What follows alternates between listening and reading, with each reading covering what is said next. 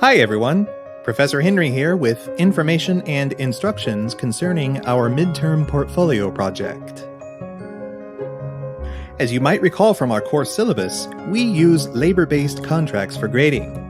This means that your grade is based on your willingness and ability to do the labor of the course, not on an arbitrary amount of points that you've earned based on my judgment of the quality of your work. But in order to move to the next level, we must also demonstrate growth and competence along our course learning outcomes. So for assessing that, we use writing portfolios. So on the one hand, there are no final exams for the course, no timed essays, multiple choice quizzes, or anything like that. In lieu of a final exam, we compile and assess a portfolio. Because your final portfolio must at least meet expectations along our portfolio rubric, the portfolio is a pretty high-stakes project.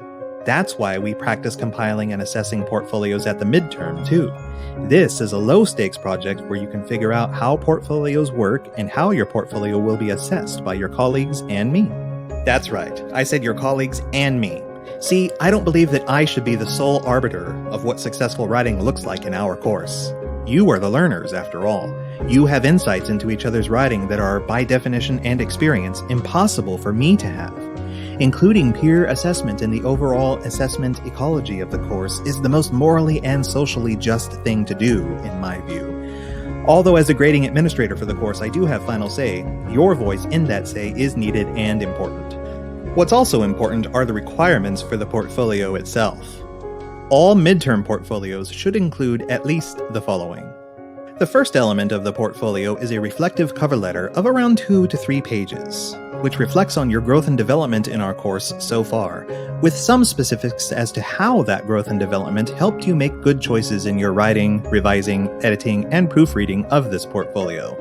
You should also name some areas where you feel like you're unsure in your writing and need to spend some more time growing in that or those areas.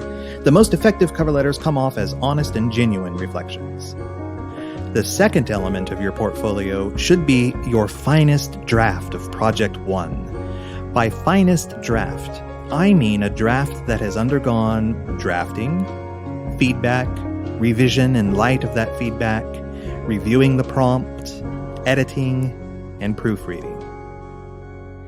The last element of your portfolio should be your finest draft of Project 2, which should likewise demonstrate full engagement with the writing process.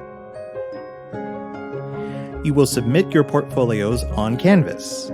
Although you can submit multiple attachments to a Canvas assignment, you can only link one Google Doc.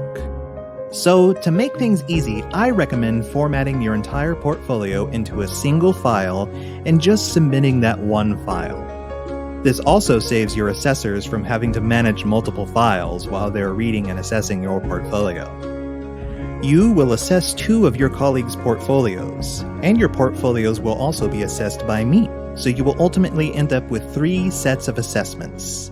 To do the assessment, you will do the peer review on Canvas using the provided rubric. To be clear, the rubric represents growth along our course learning outcomes. Any numbers associated with the rubric represent conceptual brackets of meeting expectations. They are not point values associated with the project. Rubric has rows for each of our learning outcomes, and each learning outcome gets rated along a 6-point scale, where 1 to 2 represents not meeting expectations, 3 to 4 represents meeting expectations, and 5 to 6 represents exceeding expectations. Once each learning outcome has been assessed, we can then arrive at an overall assessment for the entire portfolio along the same 6-point scale. Note that the overall assessment of the portfolio does not have to be a mathematical average of the learning outcomes ratings. After you familiarize yourself with the rubric, I recommend a back and forth process of reading and assessing. As you notice anomalies in the portfolio, be they moments of excellence or moments still in progress, take note of how that moment influences your assessment of the learning outcome you believe is most relevant. Write a brief rationale to yourself as to why you think this moment helps the learning outcome rate as not meeting, meeting, or exceeding expectations, then share that with your colleague as a comment on the rubric. Be honest here. Your honest and genuine assessment of your colleague's portfolio will only help them do better on the final portfolio. To assess a full midterm portfolio, you should plan on spending around 30 to 45 minutes reading, assessing, and writing. Since you're assessing 2 portfolios, you should set aside an hour to an hour and a half to do this work. Remember that there's nothing to be afraid of here. Your midterm portfolio is a low-stakes opportunity to practice the portfolio process and get valuable feedback on your work. With that, happy revising and assessing, everyone.